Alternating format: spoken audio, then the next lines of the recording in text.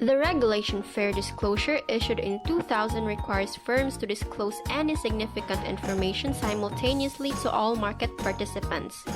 Part of the goal of this law was to prevent companies from revealing information to analysts who work for financial firms, because before the regulation, CFOs could lawfully give analysts access to the firm's financial information before making it to the public, which would then be capitalized for their own clients. Consequently, through the regulation of fair disclosure, those who relied on inside information to provide insights have lost their competitive advantage compared to those who relied on their own research. The regulation of analyst ratings acknowledges that regardless of their actual opinion of the stock, securities companies are more likely to obtain a competitive advantage if they have high ratings. The method through which analysts grade stocks was heavily challenged in the years 2001 to 2002.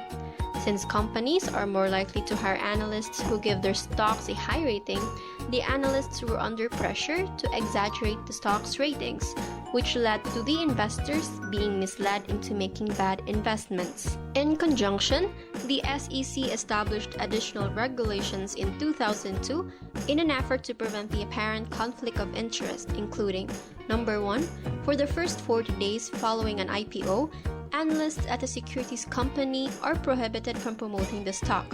Number 2, the investment banking division of the securities firm is not permitted to supervise analysts.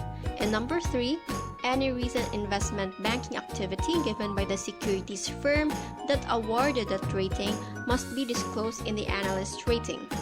Lastly, with regards to the regulation of the IPO market, a number of abuses were widely publicized between 2001 and 2003, including the allocation of shares by some securities firms acting as underwriters to corporate executives who were considering an IPO for their own company, those who urged institutional investors to make bids above the offer price on the first day, and those who overcharged investors for commissions.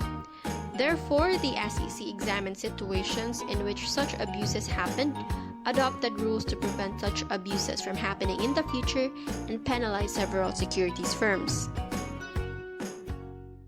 Created using Powtoon.